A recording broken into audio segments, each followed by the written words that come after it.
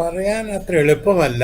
പക്ഷേ എൻ്റെ അഭിപ്രായത്തിൽ മിക്കവാറും ഈ സർജിക്കൽ സ്ട്രൈക്സ് എന്ന് പറയുന്നത് ബാലക്കോട്ട് പ്ലസ് പ്ലസ് ആയിരിക്കും. അതിനേക്കാളും കുറച്ചും കൂടി കൂടുതലായിരിക്കും. പക്ഷെ അത് എവിടെയാണെന്ന് ചോദിച്ചാൽ നമ്മൾക്ക് ഇപ്പോൾ നമ്മളോട് പറഞ്ഞിരിക്കുന്നത് പ്രധാനമന്ത്രി അത് നമ്മുടെ ആർമഡ് ഫോഴ്സസിന് വിട്ടുകൊടുത്തിരിക്കുകയാണ്. എവിടെയാവണം, എപ്പോഴാവണം, എങ്ങനെയാവണം. അപ്പോൾ ഇപ്പോൾ ഒന്നും പറയാൻ സാധിക്കില്ല.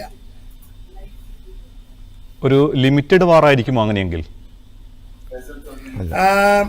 എൻ്റെ അഭിപ്രായത്തിൽ നമ്മുടെ ഭാഗത്തു നിന്ന്, ഇന്ത്യയുടെ ഭാഗത്തു നിന്ന് ഒന്നോ രണ്ടോ അല്ലെങ്കിൽ അതിൽ കൂടുതലോ സ്ട്രൈക്സ് കണ്ടേക്കും.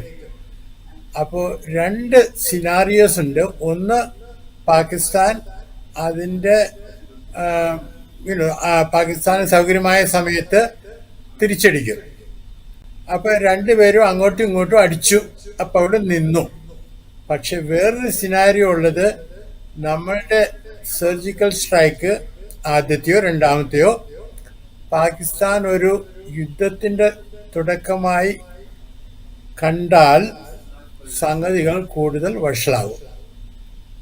കാരണം നമ്മൾ മനസ്സിലാക്കേണ്ടത് ഒരു കാര്യമാണ്, ഇതിൻ്റെ പിന്നിൽ, ഈ സംഭവിച്ചതിൻ്റെ പിന്നിലുള്ളത് പാകിസ്ഥാൻ്റെ ജനറൽ ആർമി ചീഫാണ്.